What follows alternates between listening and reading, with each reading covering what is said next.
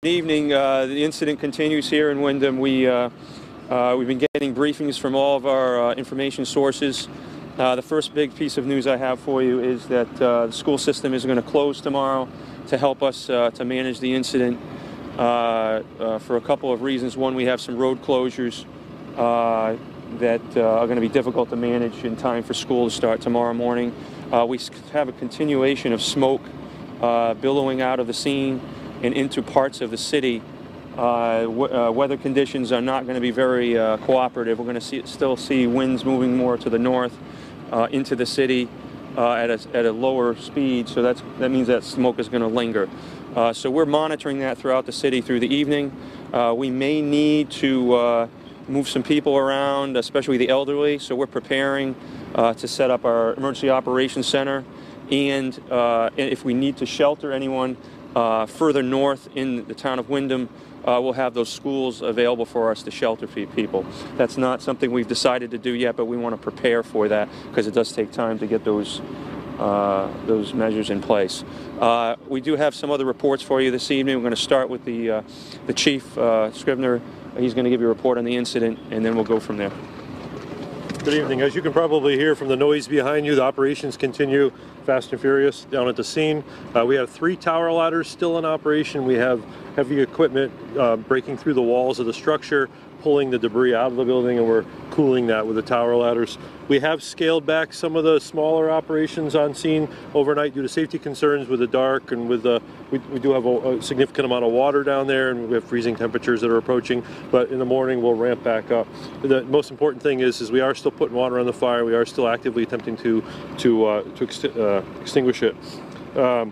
We're trying to plan for 24 or more hours out. We expect the fire to continue to burn for the foreseeable future, and so we're planning now for people to come back, to rotate us out in the morning, and we have a lot going on right now. Any questions I can answer? So the fire's still burning right now? Still burning, and so we have excavators that have broken through the walls, and they have starting to pull debris out. As you understand, this is a plant that processes construction debris and garbage. There's a lot of it in there, and so we're trying to pull it out and try to get to the seat of the fire. Firefighters all okay? We did transport one early in the incident to the hospital for observation. Nothing significant. Great. And so a worker also from the facility was checked out? That's correct. Okay, yeah. so Well, we have not heard any more updates on their condition. Okay, so just 2 people. Correct. Yeah. Did we transfer a third? Just 2. Just 2, yeah. Where were they transported to? Windham Hospital. Yeah. And so we have Jeff Chandler from DEP that's going to give a briefing on the monitoring that we're doing. We're continuing to monitor the air in the area and the surrounding community. The volatile organic compounds, the toxicity aspect of this, we are seeing non-detect out in the community, which is outstanding. There obviously still is the smoke component of it with the solid particulate and the carbon and whatnot that's tied up in the smoke plume. Again, we are urging people to stay out of the smoke plume and to stay inside of their shelters, shut the doors, shut their windows, and avoid it with all reasonable efforts. Have the tests come back from the river? We do have a lot of silting in the water that's running off-site and getting down into the Willimantic River. We do have some dissolved hydrocarbon compounds in that water column. I've already been on the phone with DEP Fisheries Division, and they will have an inspector out along the riverside tomorrow to inspect for any potential aquatic life mortality.